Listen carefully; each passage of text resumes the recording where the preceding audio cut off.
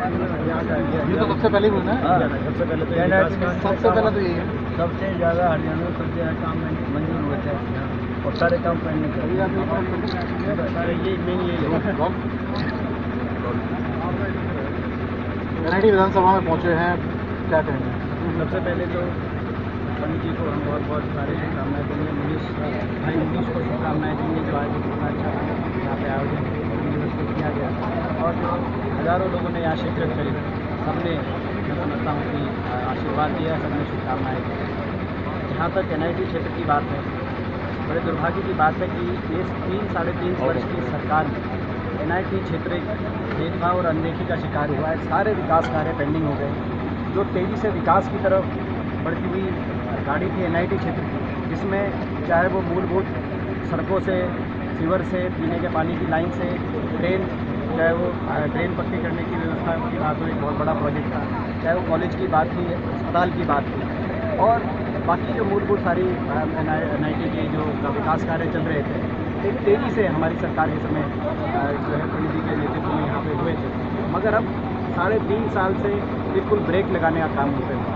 दुर्भाग्य की बात है, एक भी नया काम नहीं हुआ और केवल NIT में पूरे फरीदाबाद के अंदर इस सरकार, पूरा फरीदाबाद इस सरकार की भेदभाव और अनदेखी से पीड़ित है।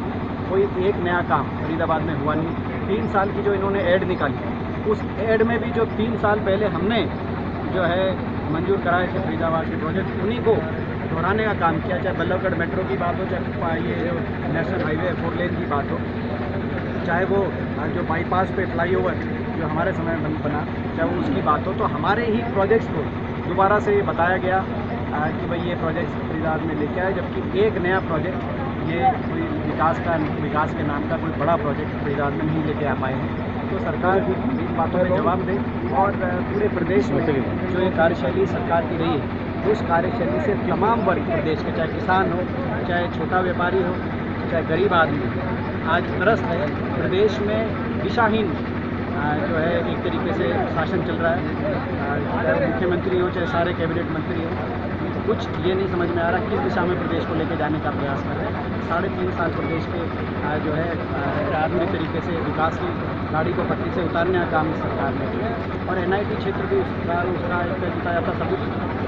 सरकार तो बात करती है कि बहुत सारे विकास हुए हैं, बहुत सारे काम किए हैं, और आप कह रहे हैं कि सारा सिस्टम बिगड़ा पड़ा है, कहीं कुछ नहीं हो रहा है। ये तो अपना सरकार BJP का काम ही है ढोल पीटना, मगर सच्चाई लोगों को पता है। पूरे प्रदेश में आप कहीं भी जाए तो आपको जो है हर क्षेत्र और हर वर्ग इस सरकार से निराश होती है। बेटी बचाओ बेटी पढ़ाओ का अभियान शुरू किया था और बराला साहब का जिस तरह मुद्दा सामने आया, बहुत ही एक मैं समझता हूँ ऐसा मामला सामने आया पूरे देश के अंदर, एक बहुत ही गलत संदेश दिया।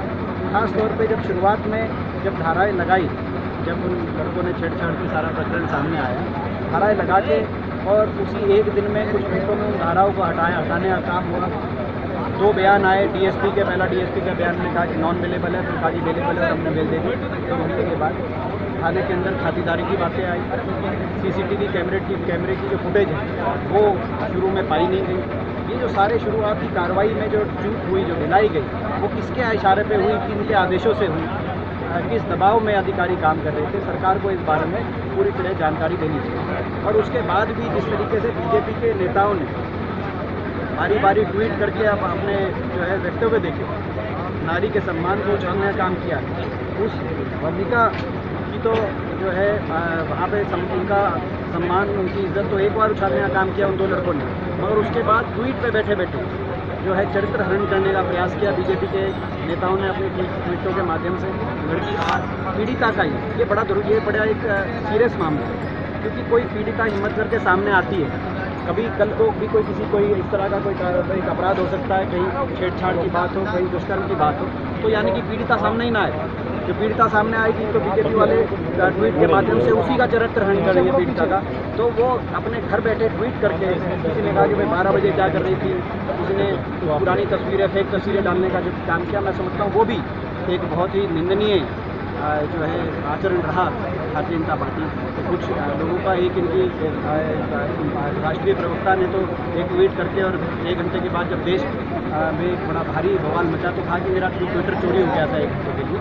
तो इस तरह की जो बातें ये एक राष्ट्रीय दल से वरना से उतना एक्सपेक्टेड नहीं रहती, और उनको इस मामले में पीड़िता के साथ खड़ा होना चाहिए था। न्याय, क्योंकि उनको न्याय मिलेगा तो पूरे देश में संदेश जाएगा कि न्याय सबके लिए बराबर है, सारे बेटियों में संदेश जाएगा। बात बराला को बचाने के लिए मुख्यमंत्री से लेकर जन तक के बयान शुरू हो गए। देखिए, ये ज़रूरत न्याय में विश्वास स्थापित करने की, न्याय उस लड़की को दिलाने का न्याय की बात है, और जो है बेटी बचाओ की बात, बेटे बचाओ की तरफ मिली गई है, उनके आत्ममंथन करने का विषय। तो नैतिकता के आधार पर इस्तीफा देना चाहिए। इस्तीफा जो है पहले सरकार पहले इस बात का जवाब दे कि किन कारणों से जो शुरुआती में प्रारंभिक कार्रवाई में ढील हुई वो किन कारणों से, क्या राजनीतिक दबाव था, और उस दबाव में कौन कौन शामिल है। अगर मुख्यमंत्री शामिल पाए गए या बाकी कोई मंत्री पाए गए या घराना पाए गए, तो जो भी लोग उसमें सम्मिलित पाए गए, जो लड़की के न्याय या उसकी आवाज़ को दबाने के लिए राजनीतिक दबाव का जिन्होंने प्रयोग किया अधिकारियों पर, जो लोग भी उसमें शामिल पाए गए उनके ऊपर कार्रवाई। मुख्यमंत्री अगर अपने प्रदेश अध्यक्ष के मामले में सामने आते हैं, साफ तौर पर कहते हैं कि उनकी कोई गलती नहीं है बिना जांच के, तो इससे लगता है कि न्याय मिल पाएगा। देखिए, इनके तो इस गैर जिम्मेदाराना बयान कोई आज पहली बार नहीं है, ये पहले भी गैर जिम्मेदाराना बयान सरकार के मुख्यमंत्री और मंत्रियों द्वारा लगातार आते रहते, तो कोई नई बात नहीं। ये तो इसकी तो प्रदेश को आदत होगी, 3.5 साल में एक चीज़ की आदत हुई है, तो इनके गैर जिम्मेदाराना बयानों को अपना जो है झेलने की आदत इस प्रदेश को होगी। चलिए, आप तो विपक्ष में आवाज़ उठाते हैं, समझ में आता है, लेकिन वीरेंद्र सिंह हैं, वो ये कहते हैं कि शिक्षा प्रणाली को सुधारने की बात करते हैं और टीचर्स की कमी, सरकार के मंत्री सरकार को सवाल उठाते।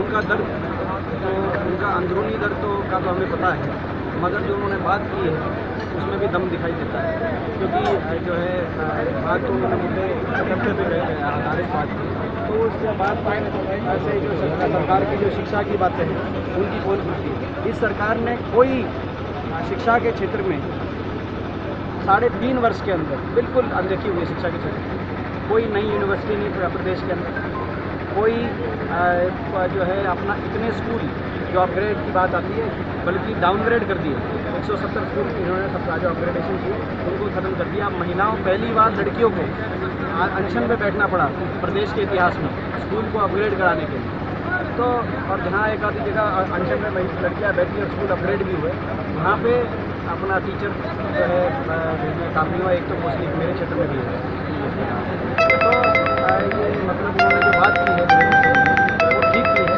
हाँ, उनका अंदरूनी क्या दर्द है उसका इलाज तो नहीं है, मगर इस बात का समाधान जरूर होना चाहिए। अंदरूनी दर्द कौन सा है?